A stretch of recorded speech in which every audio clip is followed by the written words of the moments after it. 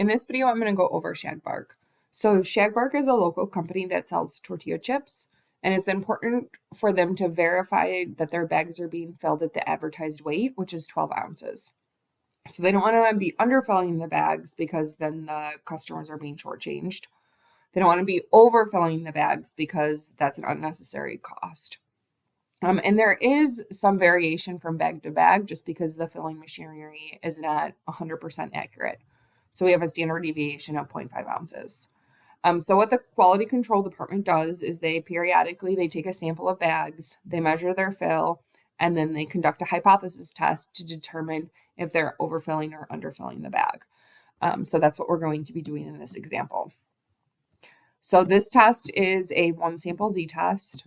And the reason why is because we have a sample. So we have a sample of bags and we are comparing it to a population mean. In this case, the population mean is the advertised weight.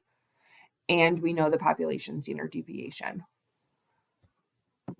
When we conduct a one sample z-test, we use a sampling distribution of sample means to test the hypothesis, and it follows a normal distribution.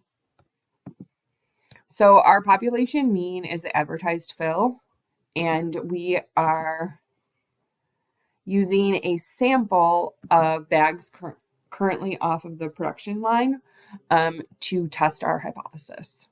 So we're going to use a sample of bags to make a conclusion about all of the bags that are coming off of the production line. All right, so the null hypothesis is always the same, and it states that the two groups have the same population mean. So if they have the same population mean, they are equal. The alternative or the research hypothesis is the reason why we're doing the analysis. So it's what we're looking to find, it's what we're predicting is going to happen or what we're going to find. And you can see right here, it says conduct the appropriate hypothesis test with a significance level of 0.01 to determine if the current average fill differs from the advertised amount. So we're looking to see if there's a difference. So we're looking to see if the means are unequal or different. It didn't say anything in the research description that we think that they're overfilling the bags, or it didn't predict that they are underfilling the bags. They want to explore both possibilities. So that is a two-tailed test. So the test case and the research or the alternative hypothesis, those go together. Those are the same thing. All right, so let's start to perform our calculations. So our population mean is the advertised fill of 12 ounces. Our standard deviation, which was provided in the research description, is 0.5 ounces. And then we have a sample of bags off the production line. So we can use the average function to compute their mean. We can use the count function to determine the sample size. So how many bags? And it looks like it was based off of 50 bags. So obviously they are producing hundreds and hundreds of bags. So this is just a small sample. All right, next we are going to compute the standard error. The standard error is the sampling error or the expected variation from the sample mean to the population mean. And the formula is the population standard deviation divided by the square root of the sample size. So on average, we think a sample mean is going to differ from the population mean by about 0.07.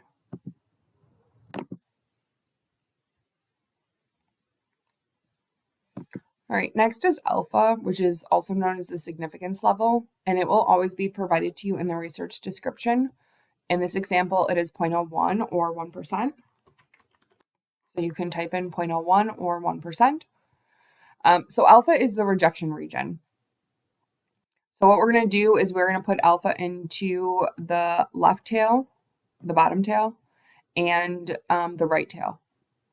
And if our sample mean falls in either of those tails, then we'll conclude that they're underfilling the bags or overfilling the bags. If our sample mean falls in the middle, that is to be expected, and we'll conclude that they're filling the bags at the advertised fill of 12 ounces. All right, so we are going to put alpha into our two tails. So this is what we're going to do here, and we're going to determine the cutoffs associated with those rejection regions. So we're going to take alpha, and we're going to divide it by 2. And then what we're going to do next is we are going to determine the standardized critical value. This is the cutoff of the bottom and the top 0.5%. So this is a z-score. So we're going to use the norm.s.inv function. And for the left, or the bottom tail, it's just the probability. And for the right, it's norm.s.inv, and then it's 1 minus alpha, or the probability. And you can see that our chart is updating. So these are our critical values, negative 2.58 and positive 2.58. They cut off the rejection region, or alpha. It's the shaded area. And again, if our sample mean falls in either of these tails, we will reject the null hypothesis. If our sample mean falls anywhere in the middle, we will fail to reject. What we're going to do here is we are going to transform our standardized scores to raw values. So what are our cutoffs in terms of ounces? So how many ounces do we have to observe to conclude if they're underfilling the bags or overfilling the bags? So the formula for that is the population mean plus the standard error times the z-score. And the lower cutoff is 11.82. So if we observe a sample mean below 11.82, we'll conclude that they're underfilling the bags. Now what about the upper? That is the population mean plus the standard error times the critical value, 12.18. So if we observe a sample mean above 12.18, we will conclude that they're overfilling the bags. If we observe a sample mean in the middle, we'll conclude that they're filling the bags at 12 ounces. So what's going on with our data? We observed a sample mean of 12.25, so that indicates that they are overfilling the bags. But let's convert our sample mean to a standardized z-score. We call this the test statistic. So the formula for that is in parentheses, the sample mean minus the population mean divided by the standard error. And I got 3.59. And you can see that's all the way out here, and the tail is definitely falling in the red rejection region. All right, let's transform that one more time into a percentage or a probability. And the formula for that is 1 minus norm.s.dist. And that is our test statistic, and then true. So you probably noticed to compute the p-value, I use the p-value to determine the area to the right. So to determine the area to the right, it's 1 minus norm.s.dist. To determine the area or the percentage to the left, it's norm.s.dist. So when you do a left test, you just always do the p-value for a left-tailed test. When you do a one-tailed right test, you always do the p-value function for a right-tailed test. For a two-tailed test, you have to determine if you're going to do the p-value for a left test or the p-value for a right test. And to make that decision, you can look at the chart and you can see, okay, what is the area of the tail? To compute the tail, do I need to compute the area to the left or to the right? And it would be to the right. Again, the tail is the small area. If you are confused on whether you should compute 1 minus norm.s.dist for a two-tailed test or just the norm.s.dist, it's always the smaller of the two. So you could compute both, see which one's smaller, and that's the one you choose. Again, with a left test, it's always going to be a left p-value. With a right test, it's always a right p-value. It's the two-tailed test you have to determine if it's left or right. All right, so again, we have these two approaches, the p-value approach and the critical value approach, and they tell us whether we're going to reject or fail to reject the null hypothesis.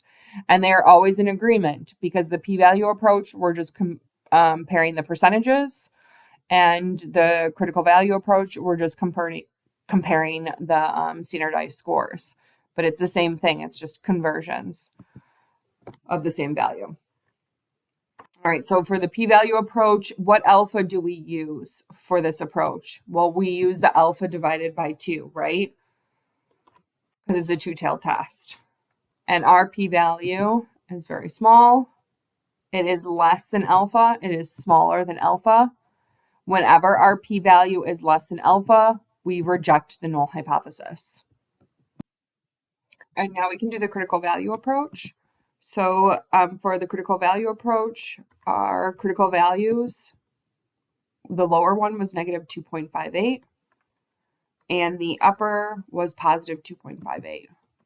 So we had both a lower and an upper critical value because we had a two-tailed hypothesis. We did a two-tailed test. All right, our test statistic was 3.59. And again, that fell in the red shaded area, the rejection region. So we are going to reject the null hypothesis.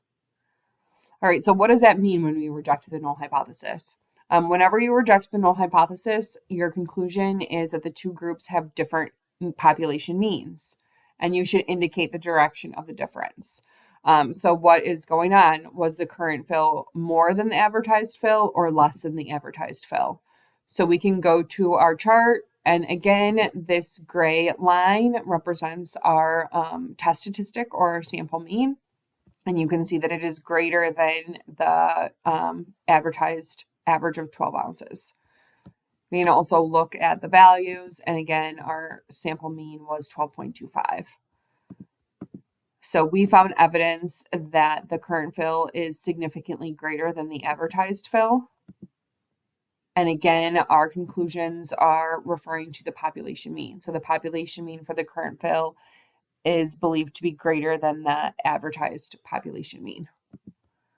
We would say that this test is statistically significant. So whenever you reject the null, that's the kind of language that we use. So we had significant results. All right, moving on to the conceptual questions. So even if the current fill is really 12 ounces, we would expect that a sample of 50 bags is going to probably have a slightly different mean than 12 ounces. And this small difference is referred to as sampling error. So what is our expected sampling error? This is the standard error.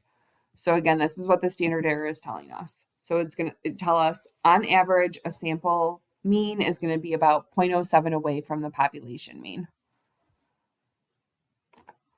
And because sample means are normally distributed, you can apply the empirical rule. And instead of standard deviations, it's standard errors. So that means that 68% of samples are going to be within one standard error, or that's 11.93 ounces to 12.07 ounces. 95% of samples are going to be within two standard errors. So that's 11.86 ounces to 12.14 ounces. So again, there is expected or normal variation among sample means. Now, 3 standard deviations, the overwhelming majority of samples are going to be within 3 standard errors. So that's going to be 11.79 to 12.21.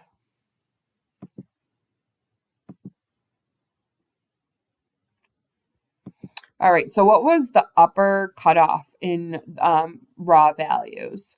So that is our critical value. So our critical value are our cutoffs, and this was the upper one. So that was 12.18 ounces. So again, we said that if our sample mean was greater than 12.18 ounces, we would reject the null hypothesis. And our sample mean was, let's reference that. Our sample mean was 12.25, which was greater than 12.18, which is why we concluded that they're overfilling the bags. All right, the last thing we're going to do is compute the confidence interval. So the sample of 50 bags was 12.25. That was a large enough difference for us to conclude that they're overfilling the bags. But now what we want to do with our confidence interval is we want to estimate the population mean for the current fill. So what is it for all bags, not just the 50 bags? So in order to do that, first we need to compute the margin of error. So that formula is the critical value for a two-tailed test. So that's norm.s.inv, and then 1 minus alpha divided by 2. And then we multiply that by our standard error. So this is our margin of error. And then to compute the lower bound for our confidence interval, it is the sample mean minus the margin of error. And then for the upper bound, it is the sample mean plus the margin of error. So our confidence interval is 12.07 to 12.44. You can see it right here. It's the green line. So we are 99% confident that our population mean current fill is between 12.07 and 12.44 ounces. And again, that does not include the population mean, which is why we concluded that they're overfilling the bags. So our estimation for the population mean for the current fill is greater than the advertised fill. All right, so let's finish answering the questions. What are we estimating with the confidence interval? We are estimating the population mean for the current fill, right? We know the sample mean. The sample mean was 12.25, so we don't need to estimate that. We also know the population advertised fill, that's 12 ounces. What we're doing with our confidence interval is we're trying to estimate what the current fill is for all bags. And we found that we are 99% confident that it's between 12.07 ounces and 12.44 ounces. All right, so that is it for the Shagbark tab.